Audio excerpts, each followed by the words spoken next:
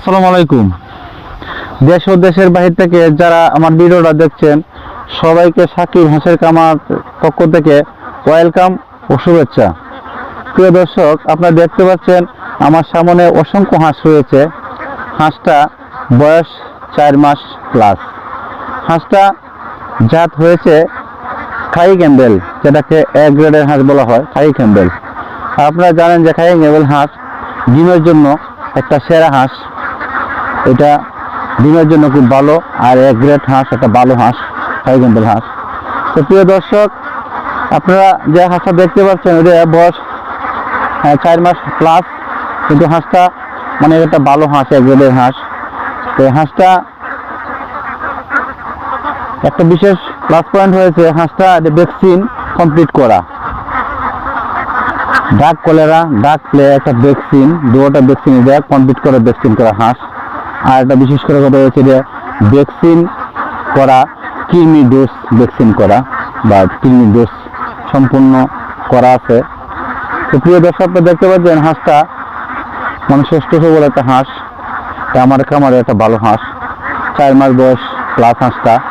তা আপনারা যদি এরকম একটা ভালো হাঁস দিয়ে খামার করতে চান, এমন দেশ ও দেশের বাইরে থেকে যারা দেখছেন সবাইকে উদ্দেশ্য করে বলতেছি, ভালো হাঁস বা এক গ্রেডের হাঁস দিয়ে যদি আপনার ডিমের মুখোমুখি হাঁস দিয়ে যে একটা খামার করতে চান, অবশ্যই আপনারা আমার সাকিব হাঁসের খামারে স্ক্রিনে আমার নাম্বার দেওয়া আছে, এই নাম্বারে আমার নাম্বার নিয়ে যোগাযোগ করবেন।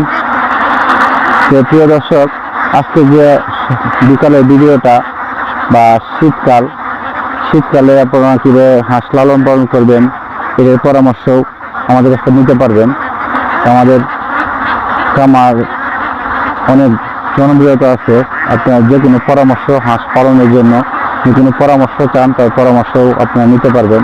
কীভাবে লালন পালন করবেন, কীভাবে হাঁসটা রাখলে হাঁসটা সুস্থ থাকবে, সবল থাকবে, কী খাবার খাওয়াইতে হবে।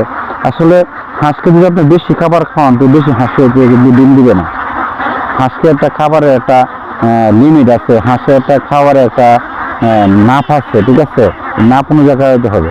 হাঁসকে যদি আপনি খাবার কম খাওয়ান তাহলে সমস্যা, হাঁসকে যদি আপনারা খাদ্য বেশি খাওয়ান তারপরে সমস্যা। এটা একটা যতটুকু প্রয়োজন ততটুকু কিন্তু খাবার খাওয়াইতে হবে। বেশি খাওয়ালে এটা ছিদ্র হয়ে যাবে, হাঁসটা রোগের মুখোমুখি হতে পারে। আবার কম খাওয়ালে হাঁসটা দুর্বল হয়ে যাবে।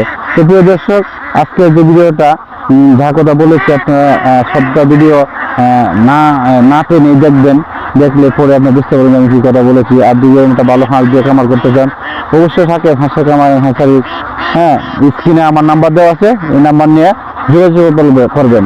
এই বলে আজকে ভিডিও এখানে শেষ করছি। আসসালামু আলাইকুম।